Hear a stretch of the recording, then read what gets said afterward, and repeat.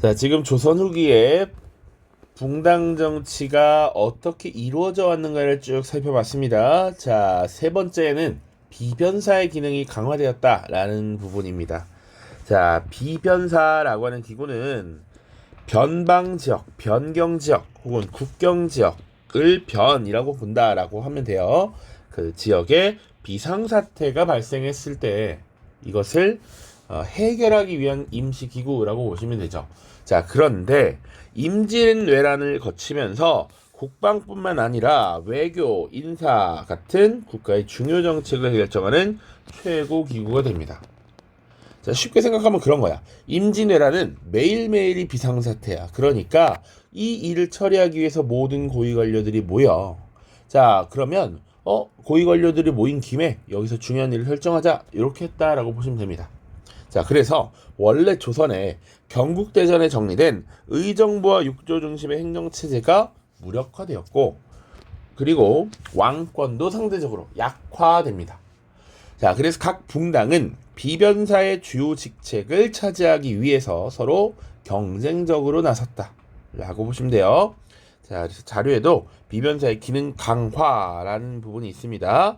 자, 이름은 비변이라고 위해서라고 하지만 과거 시험이나 왕비나 후궁을 고르는 것까지도 모두 여기서 처리합니다. 그 정도로 권한이 비대해졌다.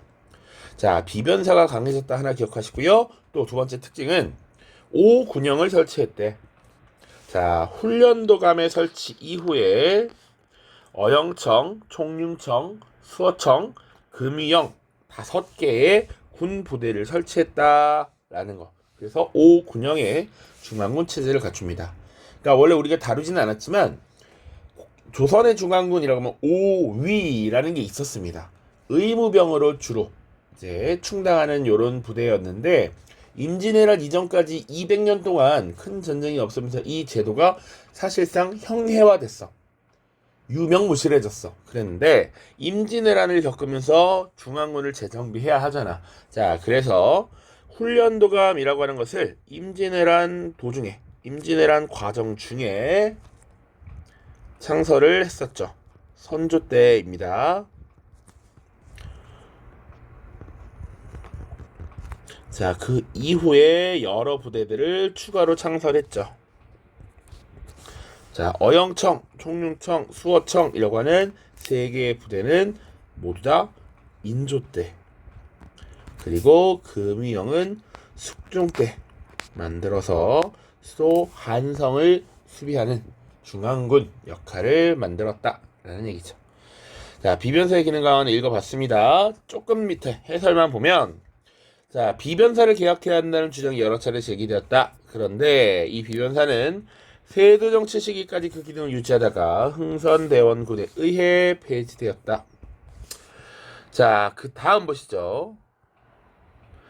자, 네 번째, 탕평 정치를 추진하다.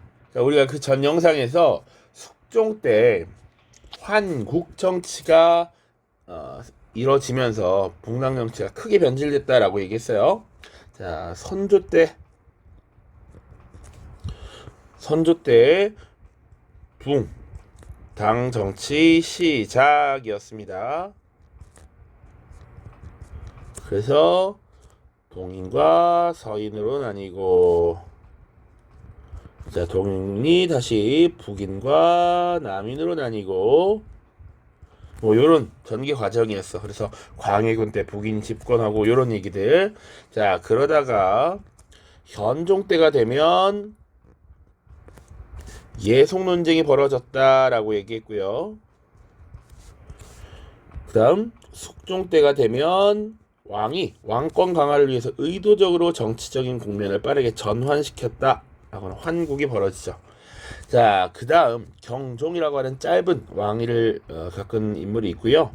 그 다음 영조와 정조가 등장하는데, 이때는 붕당 정치가 변질되면서 국가에 해악을 끼친다라고 봤어. 그래서 붕당에 관계없이 인재를 등용하려던 탕평 정치를 추구하게 됩니다.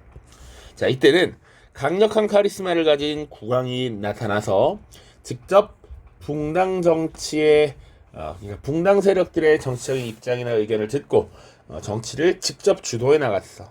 자, 그런 맥락이었고요. 이 영조 정조와 같은 강력한 국왕이 죽고 나서는 사실은 어린 왕이 등장해요.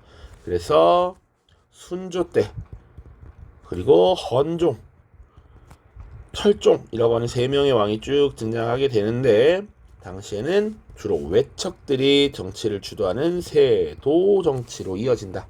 이렇게 보시면 됩니다. 자, 그래서 영조와 정조 때 탕평책 개혁 정치 보시죠. 자, 영조도 탕평책, 정조도 탕평책입니다. 물론 그 둘의 스타일이 조금 달랐는데 그래도 한번 보시죠.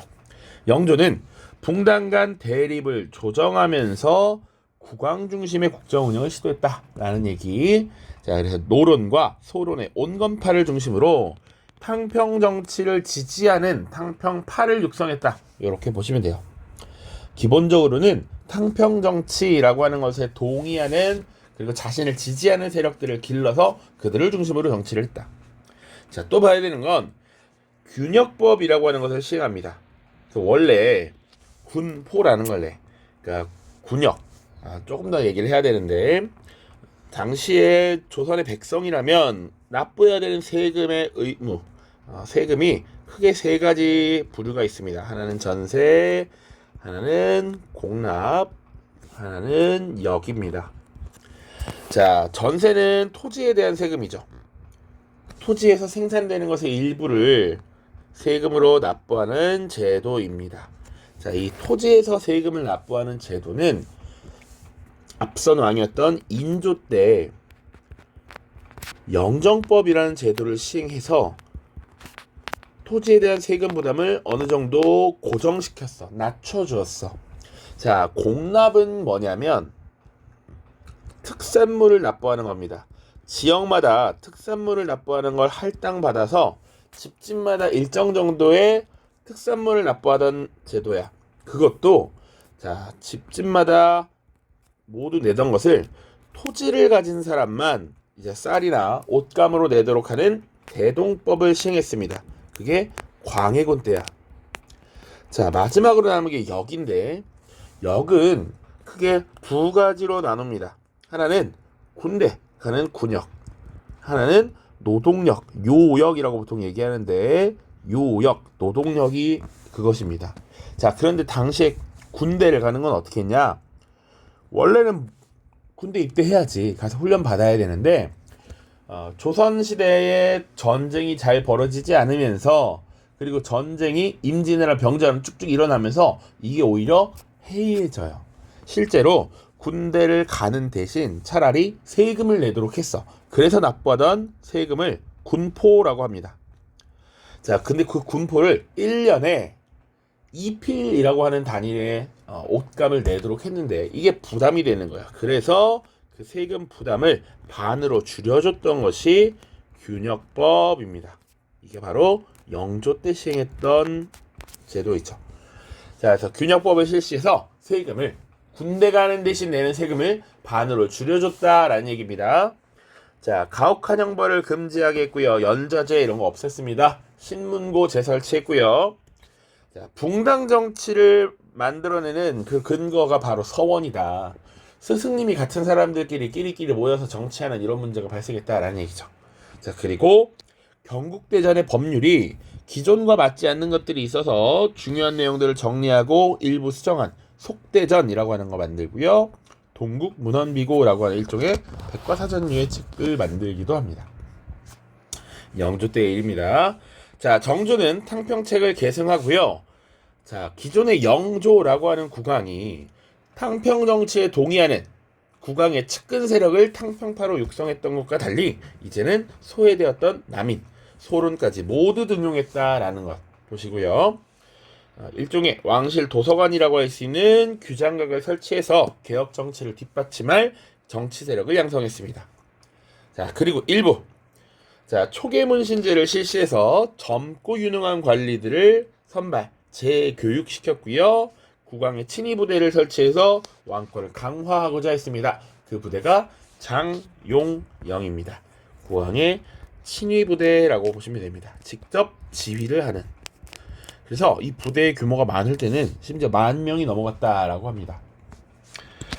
자, 이미 잘 알고 있는 수원 화성 건설했죠. 개혁 정치의 중심지로 만들고도 했고요. 그래서 아버지였던 사도세자의 무덤도 이쪽 부근으로 옮기고 자주 이곳을 왔다 갔다 했습니다. 자, 그리고 정약용이라고 하는 인물, 정약용의 기술력을 동원했죠. 이런 것들을 보시면 되고요. 속대전에서도 빠져 있는 것들을 일부 보완하는 대전 통편을 편찬합니다. 자, 그래서 지금 영조와 정조 시기의 탕평 정치를 봤는데요. 교과서 44쪽에 보면 요런 자료도 있고, 요 프린트에도 요런 영조의 탕평교서 있습니다. 교과서에도 자료가 있어요. 자, 붕당의 폐해가 요즘보다 심한 적이 없다. 자, 두 번째 줄 끝에 근래 와서 인재 임용이 같은 당에 속해 있는 사람만으로 이루어지니 잘못됐다라는 얘기죠. 그래서 관리의 인사를 담당하는 부서에서는 탕평의 정신을 잘 받들도록 하라 라는 얘기 기억하시면 되겠습니다. 자, 규장각이 어떤 곳일까 한번 읽어보시면 되고요. 조금만 그래도 보면 왕실 도서관으로 만들어졌는데 그 기능이 강화되면서 점차 학술 연구기관, 학문을 연구하는 그리고 주요 정책을 개발하는 기관이 되었다. 자, 정조는 이 당시에 박제가, 유득공, 이덕무 등의 서얼을 규장각 검서관에 임명했다. 자, 서얼은 사실은 신분적으로 상대적으로 차별받던 존재인데 능력 있는 자들을 등용시켰다라는 얘기죠. 그리고 초계문신제 이런 거 보시면 되겠습니다. 자, 탕평 정치 어떤 의의를 가지고 한계를 갖느냐? 자, 영조와 정조는 탕평책을 실시하면서 국왕이 국정을 주도하게 됩니다. 신하들의 의견을 듣고 왕이 직접 판단하고 판가름을 내리는 이런 정치를 시행했어. 그런데 한계는 특히나 영조 때 더 그랬는데 국왕과 측근 세력에게 권력이 집중되었다라는 문제점이 있었죠. 그리고 정조라고 하는 왕이 하필이면 1800년에 죽게 되는데 그 이후에 나이 어린 왕이 즉위하면서 특정 가문이 권력을 독점하는 세도 정치로 이어지게 됩니다.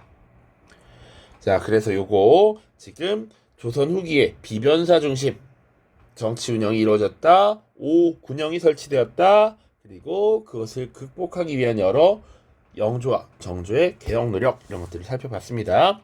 자, 그 이후 세도 정치 시기에는 국가의 운영이 어떻게 변했는가, 그 변화 속에서 백성들의 삶은 어떠했는가 이런 것들을 살펴보겠습니다. 고생 많았습니다. 안녕.